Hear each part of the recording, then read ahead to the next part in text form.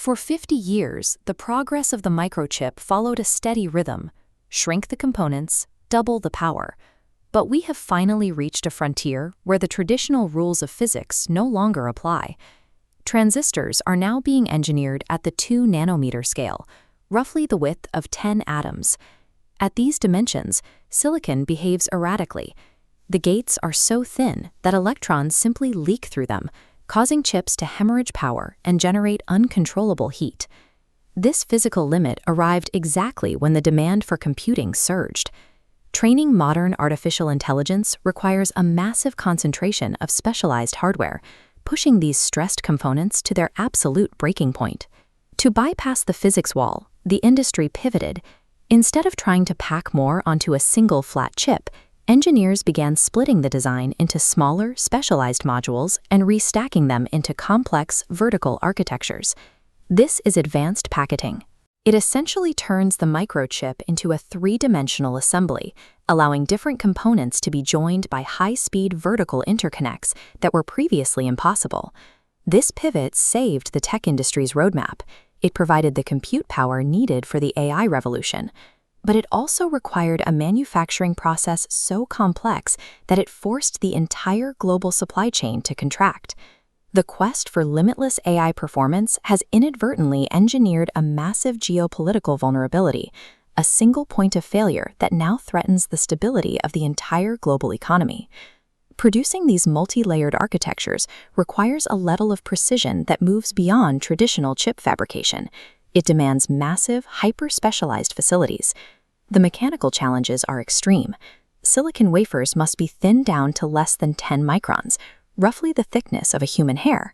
At this scale, the material becomes as fragile as a potato chip, making it highly susceptible to warping or misalignment during assembly. These fragile layers are joined by microscopic vertical pillars and high-bandwidth memory stacks. This 3D integration allows data to move at terabytes per second, but the margins for error are measured in atoms. Because the process is so intricate, it can no longer be handled by isolated vendors. It requires a dense, localized ecosystem of material scientists, specialized equipment suppliers, and assembly plants working in a single unified loop. That need for proximity triggered a massive wave of centralization. Over time, the most critical steps of this advanced manufacturing process clustered into one specific geographic location.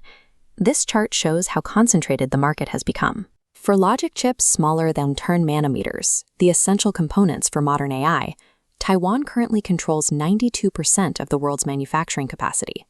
Solving the atomic limits of the microchip effectively created the silicon shield.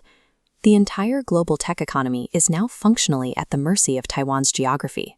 This extreme dependency triggered a sharp reaction in Washington, leading to a massive government-backed effort to onshore chip manufacturing to American soil.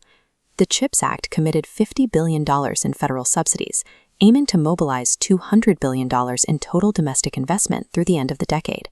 We are seeing the physical results of this policy, with massive new fabrication facilities under construction by domestic giants like Intel. This chart shows the economic and technical obstacles. Design costs explode at 3 nanometers, and U.S. labor adds a 25% premium. Furthermore, Taiwan keeps its advanced packaging research on the island, meaning U.S. plants remain a full generation behind. While these long-term U.S. investments struggle with costs, the geopolitical clock is accelerating.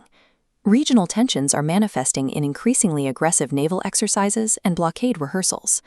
Despite billions in subsidies and intense government pressure, major tech firms find it impossible to leave Taiwan. The efficiency of the existing ecosystem is so dominant that abandoning it would mean falling behind their competitors. Silicon sovereignty cannot be bought with legislation alone. 50 years of accumulated expertise and dense supplier networks cannot be instantly replicated by building a factory. If the supply of advanced chips from Taiwan were severed today by a blockade or conflict, there is no backup plan. A 2022 analysis by the Semiconductor Industry Association attempted to quantify the macroeconomic shock of such an event. The report describes an economic apocalypse. A total disruption would cost the global economy $10 trillion. The U.S. economy would plunge by 11%, a hit nearly twice as deep as the 2008 recession. The AI revolution appears to us as an intangible cloud service. In reality, it is tethered to a physical foundation, a fragile stack of silicon that can be broken by a single regional crisis. By fragmenting the chip to save the progress of computing, the tech industry unintentionally trapped the future of artificial intelligence inside a contested war zone.